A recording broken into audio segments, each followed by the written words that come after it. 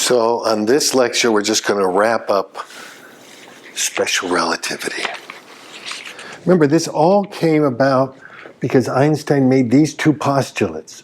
All the laws of physics are invariant in all inertial coordinate systems. And since he only wanted to, he thought the E and M one was correct, and the mechanics one was incorrect, he says, well, I need to add one other postulate. Observers in all inertial coordinate systems measure the same value for the speed of light in a vacuum. Einstein usually, he said very little, but it had great meaning. It meant that everything here came from those two statements. Remember, we were able to derive the length and time transformations, the speed transformations. I didn't even put down the acceleration transformations. We had momentum transformations. Over here we had force transformations. And then we did modify momentum so that it had to be conserved in either Frank's frame or in Mary's frame. They don't agree on the momentum, but they'll both say it's conserved. And they'll both say that energy is conserved. They won't agree on the energy, but they will both say it's conserved. And we had this relationship between the energy and the momentum. And we said that they did agree on a few things. They agreed on c squared, t squared minus x squared was the same in Frank and Mary's, and the e squared minus p squared c squared would have been the same. We could have probably done one with force and power too, but it's not that critical right there. Now, I should say, go back to, so we don't really use F equals ma in special relativity because it's not the same in all coordinate systems, so you can't really call it a law of physics anymore. But what about in back to 4b again? We didn't, we can't use Coulomb's law. That's not true in all coordinate systems, but in electromagnetism, the most important thing was Maxwell's equations. And if I write them out, you had Gauss's law. Instead of writing it out in integral form, usually they write it out in differential form. I'm not sure if you've seen it this way in your electromagnetism class, but Gauss's law really looks like this. E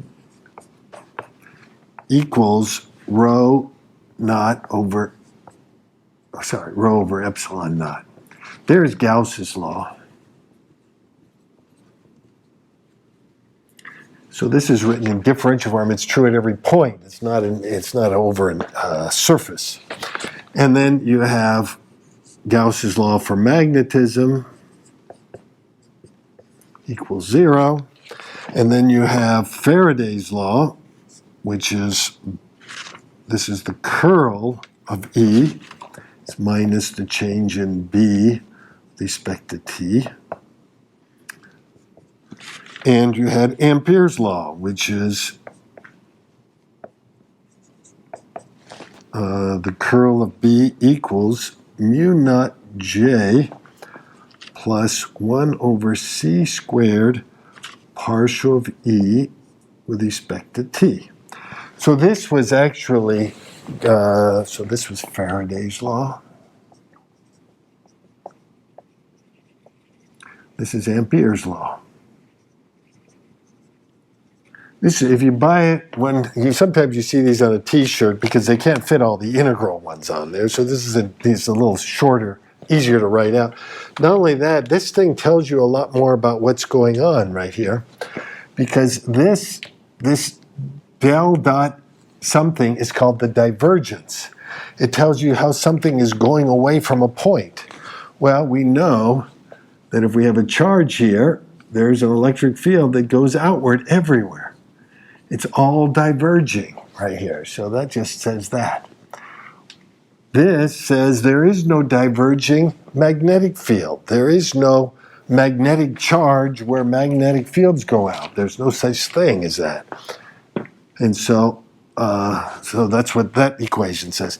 This says that if you you get a curling electric field. That is, you get an electric field going around in a circle anytime you change the magnetic field inside that circle. So you got some magnetic field that's changing in there, you get a curling electric field. And then this thing says you get a curling magnetic field from two ways you can get a curling. You can get one from a current going in and out, a current going in, let's just say you got some current going in, or if you have a changing electric field going in, changing electric field. So this equation says there's two ways of getting a circulating magnetic field, one way of getting a circulating electric field, one way of getting a diverging electric field right here, but you can never get a diverging magnetic field. Now, the last lecture we showed that magnetism, you could think of it as just a transformed electric field if you wanted to. Now, these equations right here, these are invariant right here under the Lorentz transformation. That is, if I were to replace these all with primes, prime dot E prime, that would equal rho prime all over epsilon naught. So, or if I started with the prime and I turned them into unprimed, it should give me the exact same equation. It will do it for all four of these. And which means there must be a transformation between E's and other things. Well, I wrote them down. Here is the electric field, say, in Mary's frame from electric and magnetic fields in Frank's frame. I could have written it the other way. Remember, you just change the prime and the unprime and change the sign of the V. I just didn't want to write that out. And then here you also have it for the magnetic field between Frank and Mary right here. There's another transformation, just the derivative with respect to x, y, z, and t primes. There's the derivatives right here with respect to them. And then the last one over here I could see is in electromagnetism you get something called rho, which is the charge per unit volume, dq d volume. You also get J's, which is the current per unit area. And you'll notice if you start moving by something that has charge, it turns it into a current. So this is the relationship between these rhos and J's, the transformation of it right here. So I figured, well, maybe I'll just use that information. We're not going to do anything else with it. It's just for your own benefit. See if I can plug it into here and see if I can get the unprimed to show that it's the same. I'm only going to do it for this one, but you could do it for any of them. Okay.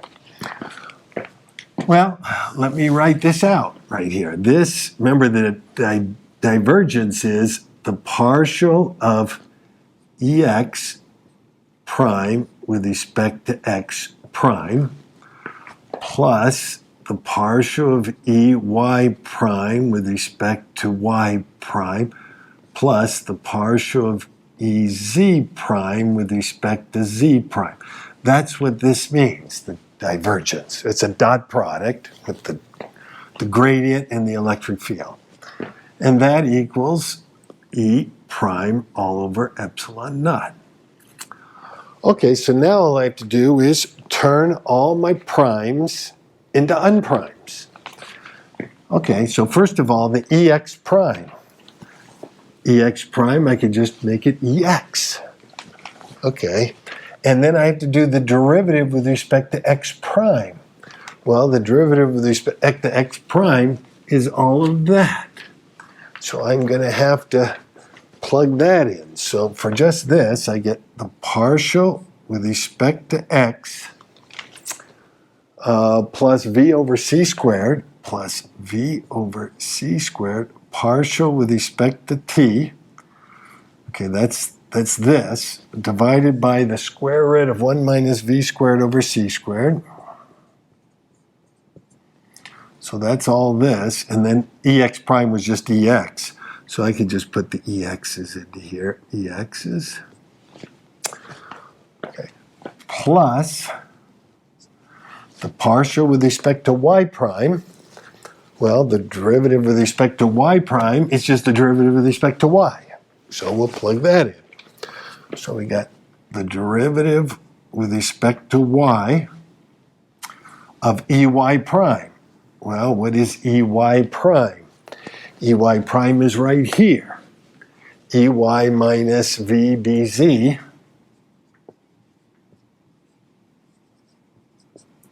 all over the square root 1 minus V squared over C squared.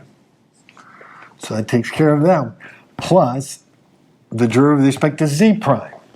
Derivative with respect to Z prime is the derivative with respect to Z. So we get plus the derivative with respect to Z. EZ prime.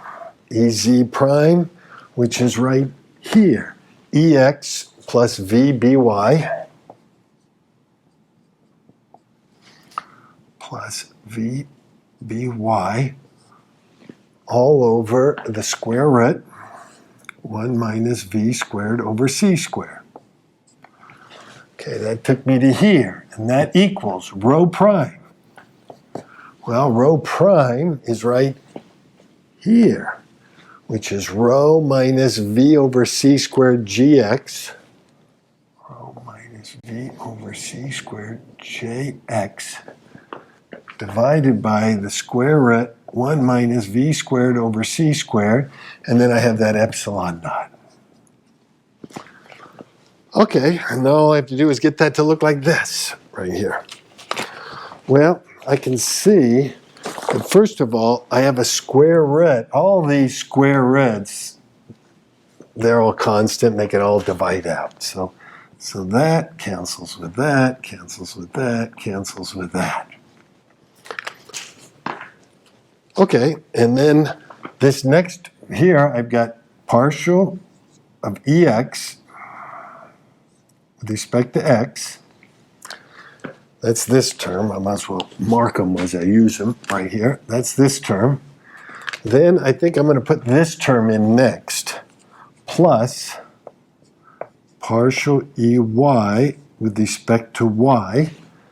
So that took care of this term, plus partial of E, that's a Z, I don't know where they get to EZ. Where do we get that? EZ prime right here, EZ prime, yeah, it's EZ. It's partial of EZ with respect to Z. Okay, so that takes care of this term. Okay, and now we'll go back and get, now we still have this term. We've got this term and we've got that term. So let me see, is there anything, I guess I could factor out a V out of these three terms right here. And so if I factor out a V, I get 1 over C squared partial EX with respect to T. Then I get a minus partial BZ with respect to Y.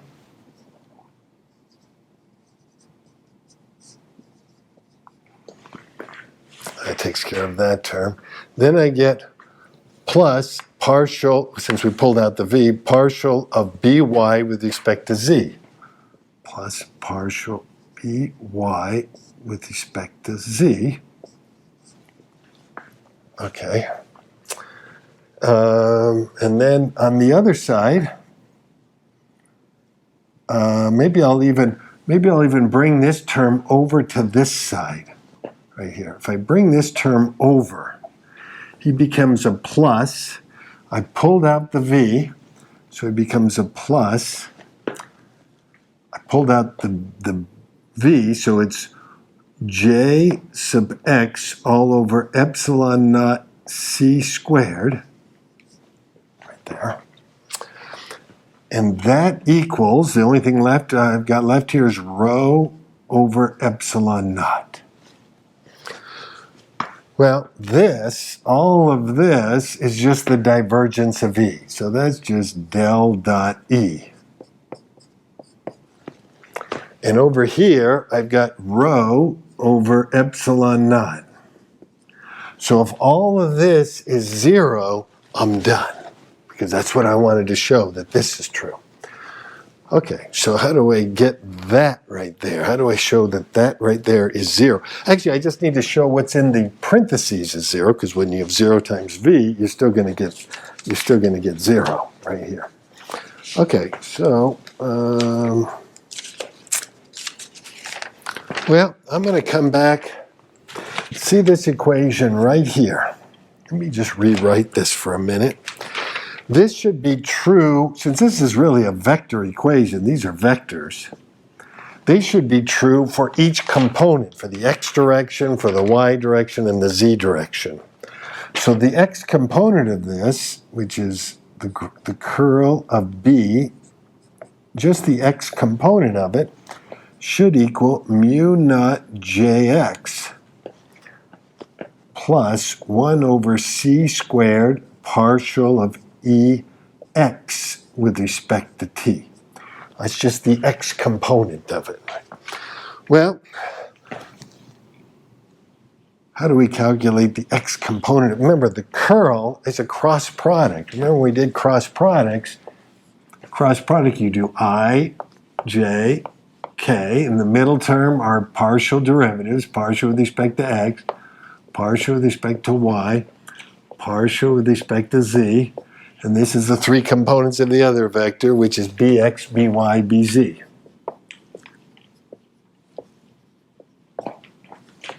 Okay, if I just wanted to get the x component or the I component of it, just the I component would just be this times this minus that times that. So just the x component of it, which would be the curl of b, and just the x direction, would just be the partial bz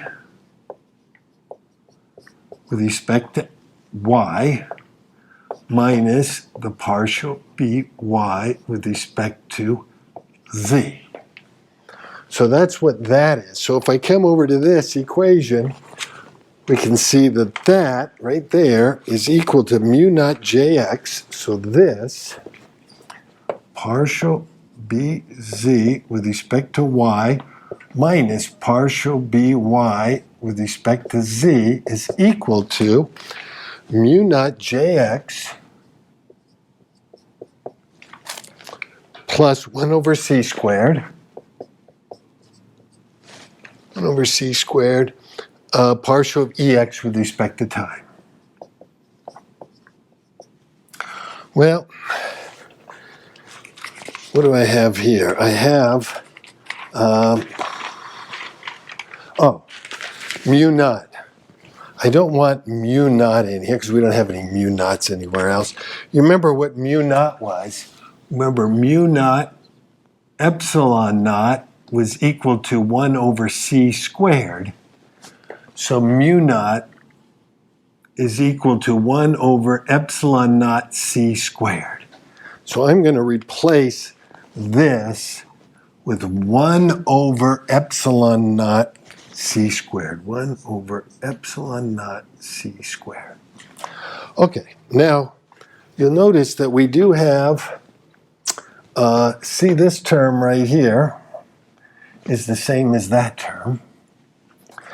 And this term is the same as that term. So I can replace those 2 terms with this term. And if I replace that, you notice, see how this is a minus partial bz with respect to y? This is a plus bz with respect to y. This is plus by with respect to z. This is minus by with respect to z. So if I plug those 2 into here, they would cancel with this, and everything in here would be 0. And we'd end up with Gauss's law in Franck's frame. exactly the same form. You could go through the rest of them if you want. We're not gonna see this again. Just wanted to show you that electromagnetism, we really haven't changed anything at all with it right here. Everything's been completely correct, whereas Newton's laws, we had to change the definition of momentum. F equals ma doesn't work. Equal and opposite forces, Newton's third law doesn't work. The kinetic energy is not even the same. So all these changes just because of what Einstein says. Now, we will use a little bit of this in the rest of the class. Whenever our energy, we said that anytime the kinetic energy gets gets greater than, say, 1/100th of the rest mass energy, then we'll think about using this formula. But if you're going a lot slower, we'll just use the old formula for 1/2 mv squared. Okay, so this thing kind of ties up all of relativity right here, and now you're experts at it. Okay.